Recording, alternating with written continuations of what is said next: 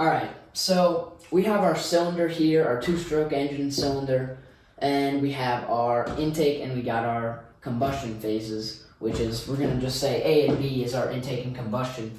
So we have our piston in motion, we're moving up, crankshaft is spinning, and as that's all occurring, the piston moves up to top dead center, and while that happens, there's a vacuum. It creates a vacuum in here and sucks that air and fuel in through the carburetor and through the reed valve, which isn't shown here, but we have a reed valve, but we don't have a carburetor, which I will explain carburetors in detail some other time, but you get the idea for now. So it sucks in that air and fuel through the carburetor and through the air through the reed valve, and now it's in the bottom section of the cylinder. And once it reaches top dead center, there's no more room for fuel and air. It's fully moved up and sucked as much fuel and air as possible in there. And we have fuel and air already in the top of the cylinder. So once it reaches top dead center, boom, sparks it. A spark plug ignites all of that fuel and air, and that creates an explosion, or exactly what it creates is a combustion, which is, the definition of combustion is pretty much a controlled explosion that's happening inside of the cylinder to create power.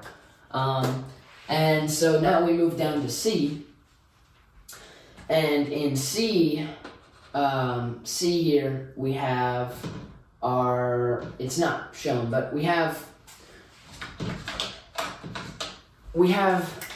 explosion already happened, so now we have exhaust gases in here, and now the piston's moving down and pushing that fuel and air that was in here in the bottom section of the cylinder, and it pushes it through into the transfer port, and which connects to the cylinder, and then all that fuel and air migrates into the cylinder.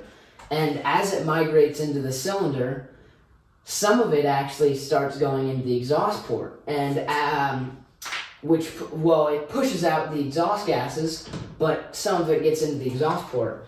And how they worked around having wasted fuel and air is they designed a expansion chamber right as it exits the cylinder.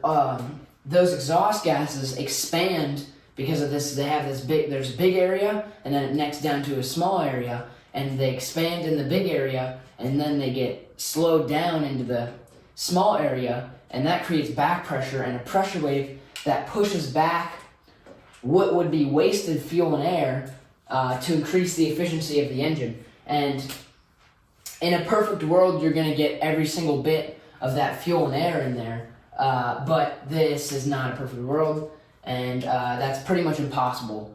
You're never going to get that on a two-stroke engine. That's kind of why they're so dirty burning, but they try to make up for it in torque, in other aspects. But that's why people still use them, because they are better in certain things and worse in other things. But they obviously are less efficient, clearly, as you know.